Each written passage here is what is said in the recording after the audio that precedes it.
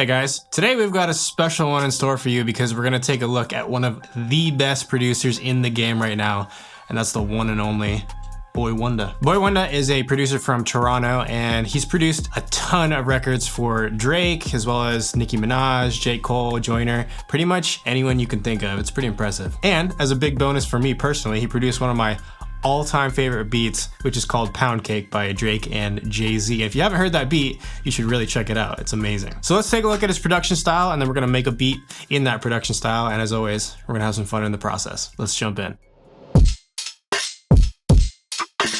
So today, instead of starting with the BPM, we're gonna start with kind of a melody that I've been playing around with, and then we're gonna build that using some of his stylistic patterns. One kind of interesting idea I've been playing around with is, you know how you have a lot of those plugins that kind of sit in your DAW that you don't use very often? One of those for me is called Absinthe. And I got this a really long time ago as part of the Complete bundle, I believe. The cool part about pulling up a synth like this is you get access to lots of really different sounding presets, and you can find some really cool sounds. And I've been playing around with this one called Big Piano String, and it sounds like this. Whoa. You know, super raw and heavy. And there's lots of crazy stuff going on with this synth. Like if I just move the mod wheel. So it's pretty fun. So the melody I was kind of playing around with is pretty dark. It's something like this.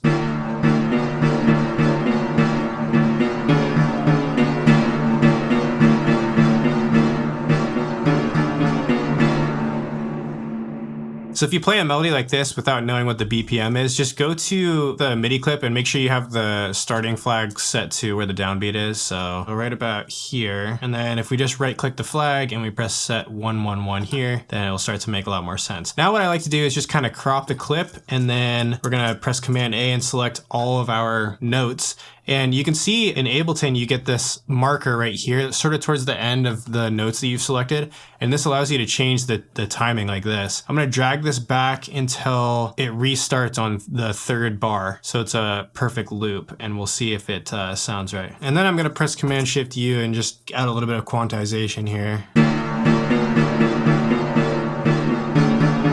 Now, this is obviously way faster than I played it because our global BPM here is at 120. So I'm gonna bring it down significantly.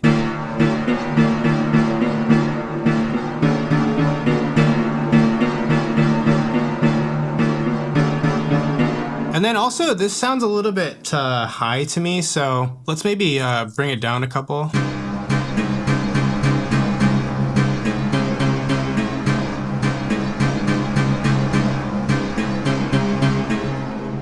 One thing I noticed that Boi-1da does with his melodies and stuff is he really carves out a lot of space for the vocals, either by high passing or by low passing, whatever loop it is that he's working with. And so in this case, I think it'd be good to really darken that sound and just provide so much room in the mix for the vocals. So let's add a little auto filter here. And I like to use auto filter because it has these analog emulations of different low pass filters, and I just really like the way that they interact with the frequency spectrum. So let's bring this down to about...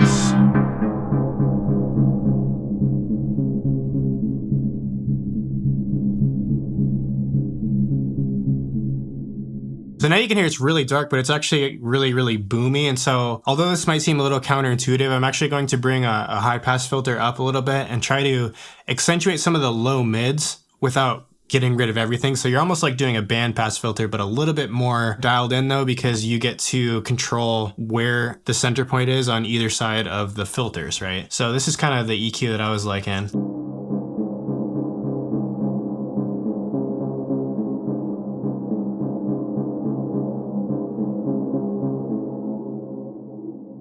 One thing to keep in mind too is that when you're filtering stuff so heavily, like we are with this sound, it tends to dampen the transients available, so the dynamic range that you have available to play with. So how about we do something a little bit unorthodox and just mess with the sound a little bit. And in Ableton, what you can do is use an auto pan, but what you do is you turn the phase down to 0. And so like you can hear, I'll turn this to 100%.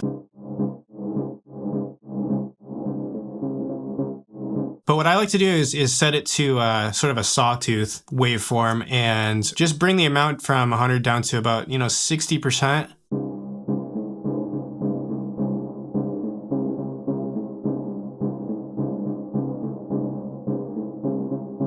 See how it kind of brings back some of the transients, but in a different way. I really like our starting point here because I've noticed that Boi-1da uses a lot of kind of dark piano melodies. And so I want to accentuate that a little bit more by copying and pasting this melody onto another instrument. And one thing that I've been using a lot is the Maverick piano. It's got a really different sound.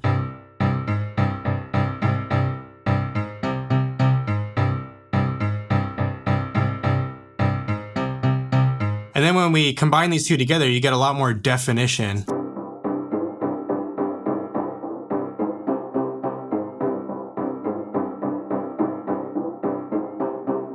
Now, the great thing about being a producer in modern times now, like you and me, is that a lot of the best producers out there release their own sound packs with a lot of their drum sounds and different melodies and basses and 808s and all kinds of stuff. So that's exactly what I did. I've downloaded Boi-1da's kit from Splice, and we're gonna use that to make some drums, and we're gonna get close to his sound because they're his drums. Kick, snare, hat. So let's make a nice little basic groove over this melody that we've got. But one thing to keep in mind as you're doing this is that he likes to keep his drums kind of simple and they hit hard. There's not like a bunch of crazy sounds happening all at the same time. It's really just down to the bare, most essential elements, which is why I love his production so much.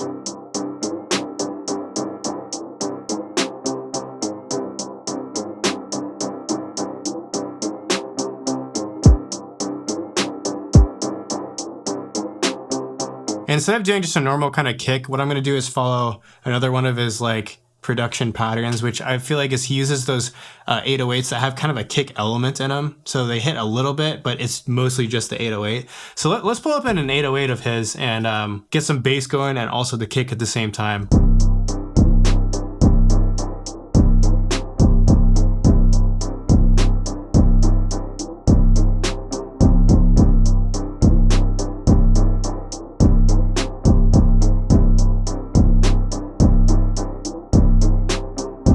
This is gonna be hard. This is gonna be hard. So now let's go through and just add in a little bit of ear candy and make the drums a little bit more interesting. I know I still wanna keep them simple, but I'm just gonna add a couple more sounds and accent a couple more of the hats and find some other cool sounds that we can add in. Man, check out this bell sound that I found called church bell. And then when you hear it with the beat, it's super dope. Check it out.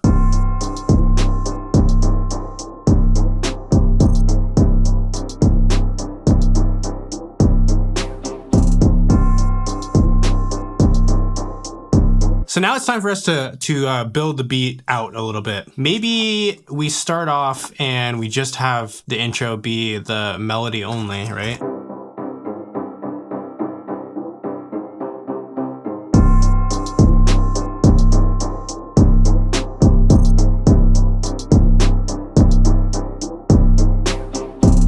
Let's actually copy and paste the track with our printed absinthe synth on it.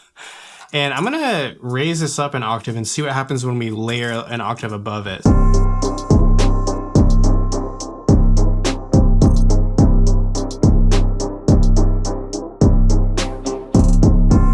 So that's one variation. And then maybe in this next section, we kind of break everything down and we start stripping it back a little bit. So let's take out the 808.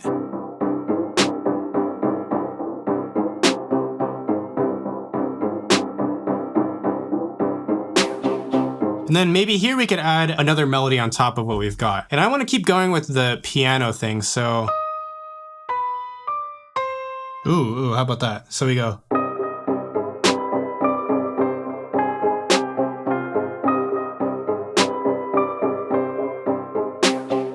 See, this is how the song really starts to come together, because right now I'm hearing that in this little section here, almost like a bridge, we could filter everything out and close it up so we can break out of it again when we bring everything back in the next part. So maybe it sounds something like this.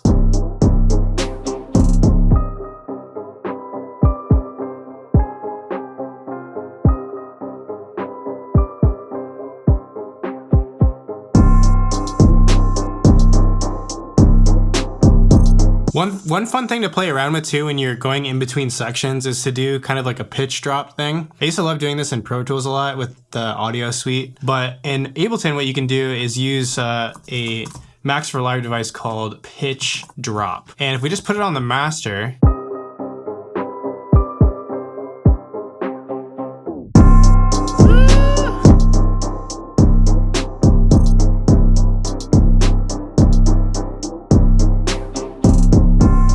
so one last thing I want to take care of here is to add just like a nice textural melody when everything comes back in, to give yourself the option when the vocals are there to have that extra little ear candy and interest in case you need it. When I'm adding something like this, sometimes I like to scroll through the presets in something like augmented strings or augmented voices, because they just have that nice like ethereal quality to them, and I'm kind of hearing that on this beat here. So let's pull up and let's go with augmented strings here. So I found this preset called Dramatic Darkness. Pretty much exactly what I was looking for, right? It sounds like this.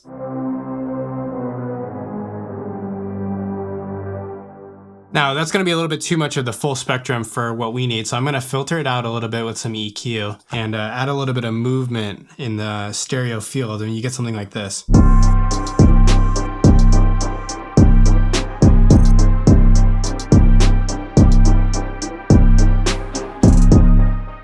One thing I'm kind of hearing too is having the hats go double time. So if you just select all the notes in the hat here and you press this divided by 2 button here, that's pretty cool too. Which one do I like better? We could use the double time hats as like another variation. So once we break it down into this bridge section and we bring everything back in, we can come in with those double hats, right?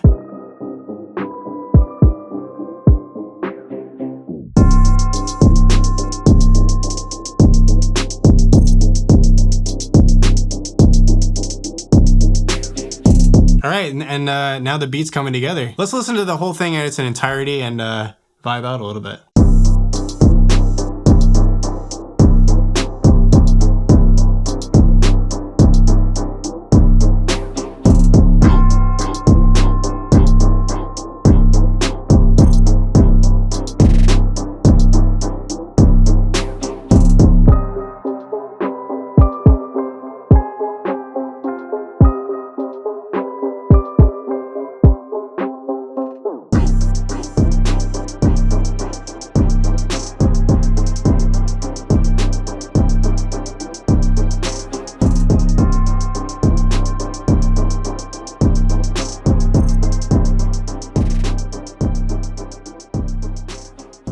All right, guys, I hope you had some fun today. And just remember to really focus on keeping everything real simple and just the essentials only, because those vocals on top of a beat like this are gonna do so much work. So just make sure you leave it open. That's so important, especially when somebody's sitting there trying to write and there's not like a million things going on at the same time. So if you guys have any suggestions for producers that you'd like to see in this series, please do not hesitate to leave a comment below. I'd love to hear from you guys. Okay, so have fun making music, and we'll see you guys in the next video. Peace.